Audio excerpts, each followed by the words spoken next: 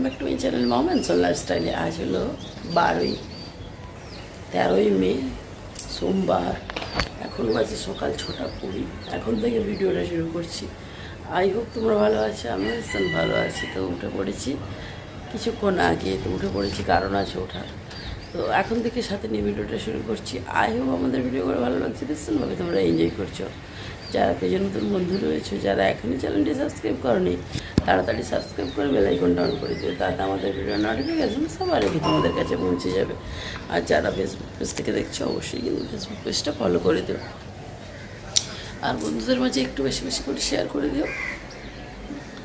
তো এইমাত্র একটু কাকি উঠলাম, একটু কালকের ভিডিওটা শেষ করলাম। পুরো গলা ধরে গেছে, কারণ প্রচণ্ড জল ঘাটা হয়েছে। তো এত তাড়াতাড়ি উঠেছে তার কারণ হচ্ছে রেডি হতে হবে, রুম ছাড়তে হবে আমাদের আজকে শেষ দিন পুরীতে। এরপর কোথায় যাচ্ছি, কী করছি সেটা জানার জন্য কিন্তু পুরো ব্লগটা দেখতে হবে।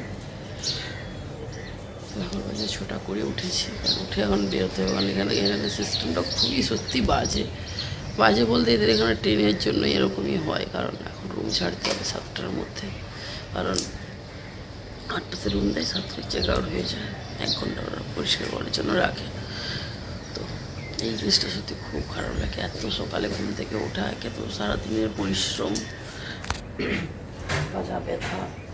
তো এখন এই রুম আসার কত কিছু গোছাতেও পড়েছে। কাল তো আমি কিচ্ছু গোছাই না, ও গুছিয়েছে বলে গুছিয়ে দিচ্ছে। ভালো লাগছে না, শরীরটা প্রচণ্ড পা ব্যথা।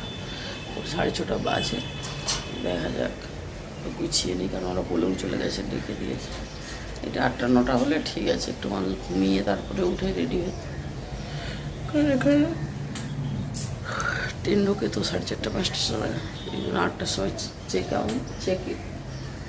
ইন আর চেক আউট 7টা। চলো বুক করে টাইম নষ্ট করবো না, আগে সব কিছু রেডি গুছিয়ে তারপর সব। এবার বেরিয়ে পড়েছি, বাই ঘরে দিচ্ছি এখান দিয়ে সমুদ্র সারিয়ে দিয়ে যদিও যাবো। তো রুমটাই যে কিচেন ছিল, আর এই পেছনে পুরো বাড়ি সবার। তো চলো আমরা রেডি হয়ে গেছি, একদম পুরো প্রপার রেডি। তো বাড়ি চলে যাব, বাড়ি যাবো না, এখান থেকে বেরিয়ে যাবো। তো রুম ছাড়া টাইম হয়ে গেছে, আর এখনও বাজে 7:20। আমাদের অনেকটাই লেট হয়ে গেল, 7টায় রুম ছাড়ার কথা। তো যাই হোক চলো, রেডি হয়ে গেছি। বক করলে ওখানে নিচে বকা দেবে আমাকে। তো চলো গাড়ি থেকে চলে এসেছি রিসেপশানে, এটা রিসেপশান। তো সবাই রেডি,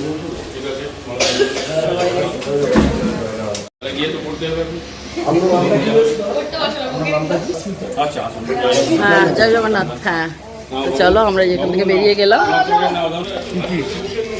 হ্যাঁ এইটা দেখার মতো,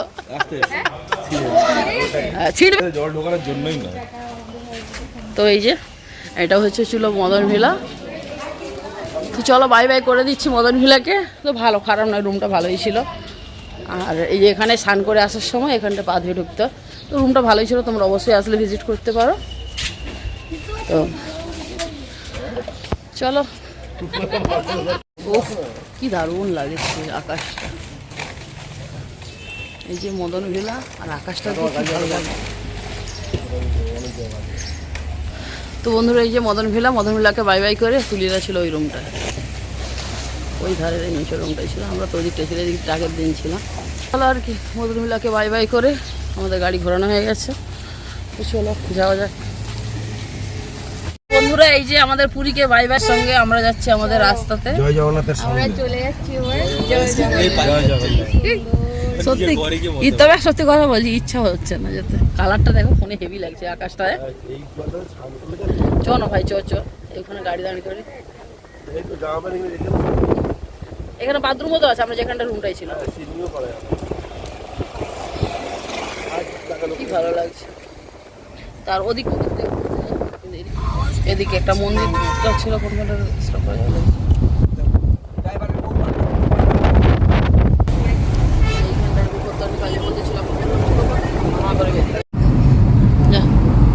ভিডিও করতে করতে শেষ হয়ে গেল।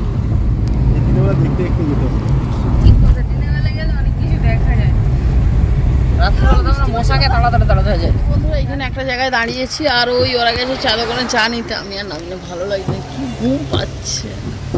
তো বাড়ি চলে যাচ্ছে, একটু মনটাও খারাপ লাগে, চলো ঘুম পাচ্ছে।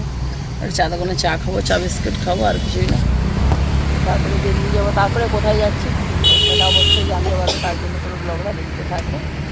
তো এখন বাড়ি যাচ্ছি না, এটুকু বলছি, এখন বাড়ি যাচ্ছি না, এখন অনেক কিছু ঘোরার রয়েছে, তো সেগুলো শেয়ার করবো। ভুবনেশ্বরের উপর দিকে যেতে হবে না, তো চলো আর কি, চাটা নিয়ে আসো। কোথায় গেল ওই দোকানটা চা নিয়ে গেছে। আর আমাদের সব অবস্থা দীঘা এলে কালো পড়ে, আর পুরী এলে আরো বেশি কালো পড়ে গেছে। তো হয়নি আর না হয়নি। আই লাভ তো বন্ধুরা, জিজ্ঞাসা করি পার্কিং এর কথা।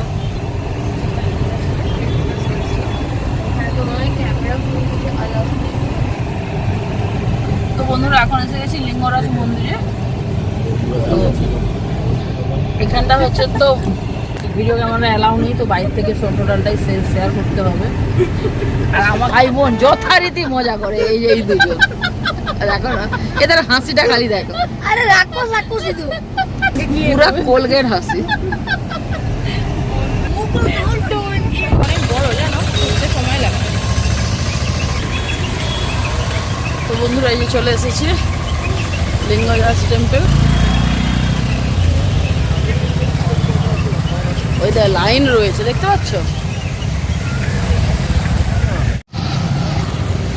তো আমরা এখন এসেছি লিঙ্গরাজ মন্দিরে, তোমার সাথে একটু শেয়ার করলাম। তো এখানে হচ্ছে ভেতরে ফোন অ্যালাউ নেই, তো সেই জন্য ফোনটাকে তো রাখতেই হবে। তো সবাই ফোন গাড়িতে রেখে দিয়েছে, আমি অ্যাকচুয়ালি নিয়েছি, ওখানটাকে জমা দিয়ে ঢুকে যাবো, কারণ নাহলে তোমার সাথে কিছুই শেয়ার করতে পারবো না। তো ওদের ফোনগুলো সব গাড়িতেই রেখে দিয়েছি। এই যে মন্দির, আকাশটা আজকে দারুণ রয়েছে। আর খালি পায়েও যাচ্ছি, জুতোগুলো গাড়িতেই তুলে দিয়েছি। এদিকে মার্কেট রয়েছে, তো যদি কেউ পুজো দিতে চাও এখানে কিন্তু সামনেই তোমরা প্রসাদ পেয়ে যাবে পুজো দেওয়ার জন্য। এই দেখতেই পাচ্ছ। তো চলো এরপর ভেতরে প্রবেশ করা যাক। প্রচণ্ড রোদ্রুর তাপ, গরম লাগছে আমার। আর এখানটা দেখো এই মন্দিরটা। তো ভেতরে কি কি রয়েছে সেটা তো অনেকেই জানো, আর যারা জানো না তাদেরকে এসে মুখে বলতে হবে, কারণ ওখানটার ভিডিও করতে পারবো না। এখানটায় যজ্ঞ চলছে, এই যে দেখি এখানটায় যজ্ঞ চলছে। আর এখানেও কিন্তু সামনে এখানে বটগাছটা এত বড়, কি সুন্দর লাগছে, কি ঠান্ডা এখানটাতে। এখানে পুজোর প্রসাদ বিক্রি হচ্ছে। এগুলো কত করে? 100 টাকা। 100 টাকা। আচ্ছা, ভেতরে তো ফোন অ্যালাউ বললাম। তো এটা দিয়েছে মন্দির, এই যে দেখতে পাচ্ছ। তো আর ঢোকাতে পারবো না। আচ্ছা, এখানেও প্রসাদ বিক্রি হচ্ছে, 100 টাকা করে মূল্য বললে তোমরা শুনতেই পেলে। এখানেও প্রসাদ। এগুলো কত করে ভাই? হ্যাঁ, আচ্ছা 100 টাকা করে। কত করে এগুলো? আচ্ছা, তো এখানে রয়েছে। আর এটা এদিকে, এদিকে কি আছে ভাই? এদিকে এই গেটটা। আচ্ছা আচ্ছা, এটা মন্দিরের মেন মুখ্য রাস্তা, মানে সরি আমি ওদের মতো। এটা হচ্ছে মন্দিরের মেন গেট। আচ্ছা, এটা দিয়েই ঢুকতে হবে, ওইটা দিয়ে ওটা দিয়ে এন্ট্রি নিয়ে এটা দিয়ে ঢুকতে হবে। এটাতে মেন এন্ট্রি পয়েন্ট, এইটাই হচ্ছে মেন গেট। ওটা দিয়ে ঢুকে এটা দিয়েই যেতে হবে।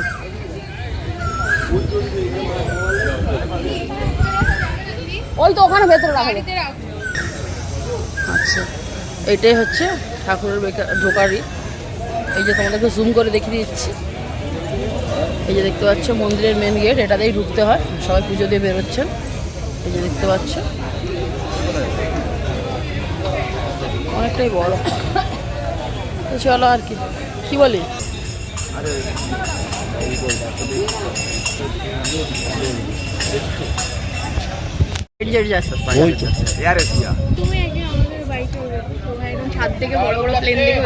আমার ক্যামেরা তো শো করছে না। ও এবার আসছে, এমন করলো সারা মোট পিছন দিকে দেখ, সারা লাইটের সিট চিটে আছে।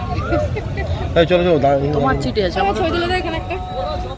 তো বন্ধুরা প্রসাদ কিনে নিয়েছে আর তার সঙ্গে একটু ফটো সেশন করে নিলাম, কারণ আমাদের তো থাম্বনেলের জন্য ফটো লাগবে, তো সেই জন্য একটু ফটো সেশনও করে নিলাম।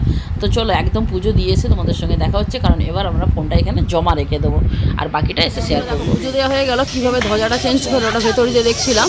আর এখন দেখো এই নামছে এই যে ছেলেটা, এই দেখো ছেলেটা নামছে, সেটা চেঞ্জ করা হয়ে গেল। এটা যখন আমরা দেখি তখন শুধু সাদাটাই লাগানো ছিল, এখন এই দুটো লাল লাগালো। এই যে এখন নামছে, এটা জুম করে দেখানোর চেষ্টা করছি তোমাদেরকে, দেখতে পাচ্ছি দুজন উপরে উঠেছিলেন, ওনারা নামছে না, কোথায় দেখতে পাচ্ছি ওই দেখো সিঁড়ি দিয়ে হাত দেখছো দেখছো দেখছো উল্টো দিকে নামছে, হয়েছে বিশ্বাস হলো উল্টো দিকে নামে, ব্যালেন্স করতে পারবে না, একটু মানে দেখতে পাবে না তো ওইভাবে না করলে। আমি তো দেখতে পাচ্ছি।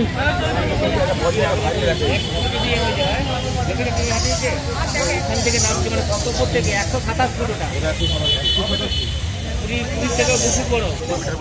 তো বন্ধুরা এটা হচ্ছে পুরীর থেকেও 2 ফুট ওপরে বলছে, 127 ফুট, 127 ফুট এটা ওপর উঠে কিভাবে ওই পতাকাটা চেঞ্জ করলো।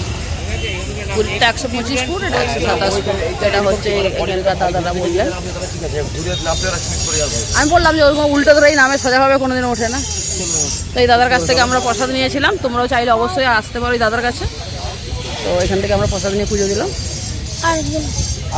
ঠিক আছে, জয় লিঙ্গরাজ। তো বন্ধুরা আমাদের পুজো দেওয়া হয়ে গেল, সবাইকে দারুণ লাগে। এখান থেকে বেরিয়ে কোথায় যাব সেটা জানার জন্য কিন্তু অবশ্যই নেক্সট পার্টটা দেখতে হবে। তো অবশ্যই নেক্সট পার্ট দেখো, দারুণ ধামাকাদার হতে চলেছে। অবশ্যই নেক্সট পার্ট দেখো, দেখা হচ্ছে নেক্সট ভিডিওতে। ততক্ষণ জন্য সবাই ভালো থেকো, bye bye, waiting for next part, by.